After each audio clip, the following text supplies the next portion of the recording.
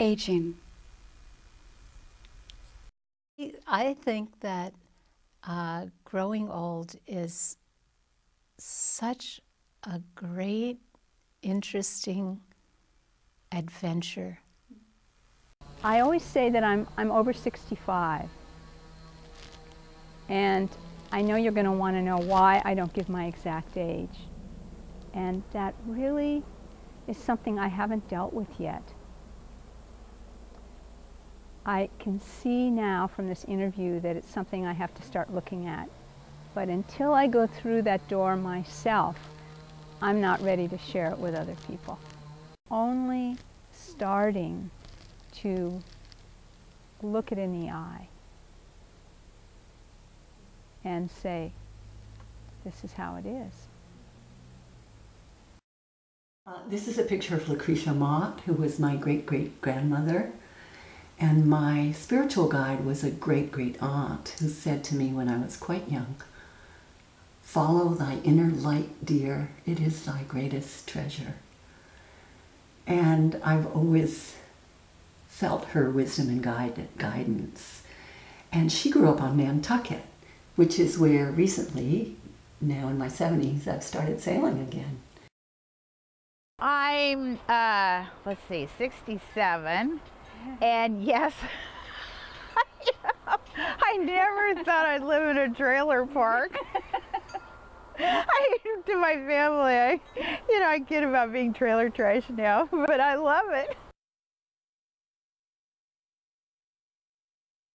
The question of aging, it's so funny, when you say the word aging, it feels gray to me.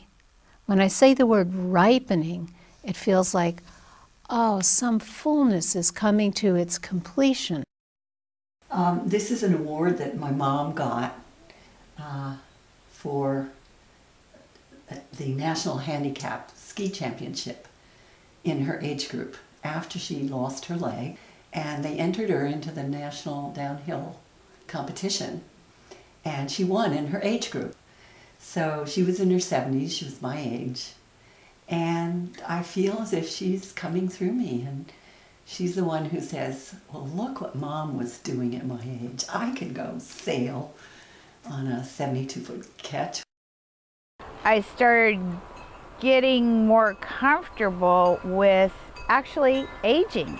The wrinkled skin and the, this or that, and just that it's really okay. You have to live according to your values, or else how can you be at peace with yourself?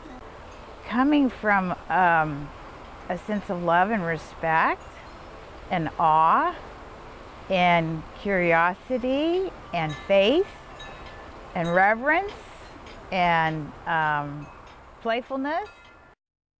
About 15 years ago, since I have very curly hair, and I thought, well, what's an alternative to that? And then I came across photos of Toni Morrison with white dreads, and I thought, okay, that feels much more like me, and I think I'll go down that path. So I keep waiting for them to turn white and gray, and they haven't done it yet. But it's something I'm looking forward to, instead of feeling that it's something I'm running away from. And we don't know what a human being can be yet. We haven't had enough fullness of time until like this generation, where there's enough old people who are pretty healthy, pretty articulate, and self-reflective enough to be interested in, oh, what's it like now? What's here now?